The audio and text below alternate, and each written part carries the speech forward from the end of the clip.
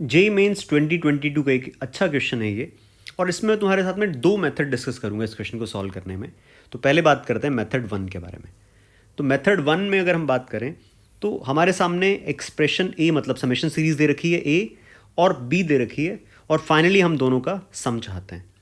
तो अगर मैं पहले सिर्फ ए के बारे में बात करूं तो ए जो है उसमें है double summation minimum between I and J, और बी में double summation maximum between I and J है। तो अगर मैं आई मतलब जे को वैल्यूज दे देता हूं यहां पे, summation of I is equal to 1 to 10, और जे को पहले एक बार 1 रखा तो ये आएगा minimum between I and 1 plus minimum between I and 2 and up to minimum between I and 10। अब यहां पे मैं किसको वैल्यूज देना शुरू करता हूं, आई को एक बार मैंने 1 रखा। अगर आई 1 रखा तो 1 और 1 में मिनिमम 1 रहेगा, 1 और 2 में मिनिमम 1 रहेगा, और इसी तरह से 1 और 10 में मिनिमम भी 1 रहेगा।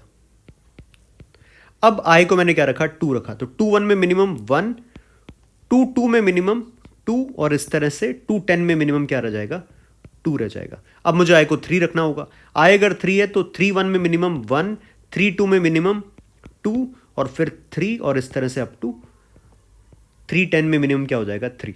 और फिर सेम रहेगा जब मैं आई को यहाँ पे 10 रख दूंगा, तो ये फाइनली पहुंच जाएंगे 10 तक। तो 10 1 में मिनिमम 1, 10 2 में मिनिमम 2, फिर 3 अप टू 10 10 में मिनिमम 10 हो जाएगा। तो ये तो हमारा आंसर आया ए का। इसी तरह से मुझे बी भी फाइंड करना पड़ेगा।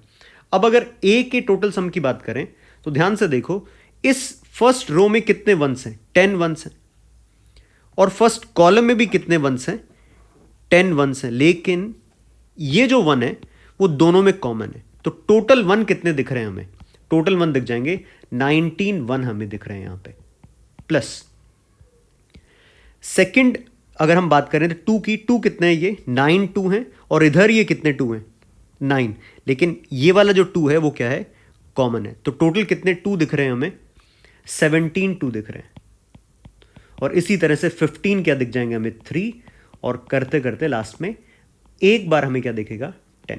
ये तो आ गया हमारा सम ऑफ मतलब समेशन सीरीज ए का सम, ये हमारा ए आया। और इसको मैं लिख सकता हूं summation of r into 21 minus 2r, r is equal to 1 to 10। R अगर 1 रखेंगे तो 1 इधर आ जाएगा, 19 2 रखा तो 2 इंटू 21 माइनस 4 मतलब 17, और अप टू आर अगर 10 रख देंगे तो आ जाएगा 10 इंटू 1। तो ये हमारा ए की वैल्यू आएगी, और सेम प्रोसेस से हमें बी की वैल्यू फाइंड करनी होगी, और फिर हम दोनों का सम निकाल सकते हैं। ये तो हुआ मेथड 1, जो इसको सॉल्व करने का थोड़ा लेंदी तरीका है। अब इसमें जो समझदारी है, जो देखने वाली बात थी, वो मैं तुमसे डिस्कस करता हूं। देखो, मुझे ए इंडिविजुअली नहीं पूछा, ना ही मुझसे बी इंडिविजुअली पूछा है, फाइनली मुझसे पूछा है ए प्लस बी। तो अगर मैं ए प्लस बी फाइंड करूं तो ए प्लस बी को क्या लिखा जा सकता है, double summation minimum between I and J plus maximum between I and J. तो आई जे में मिनिमम भी चाहिए, आई जे में मैक्सिमम भी चाहिए।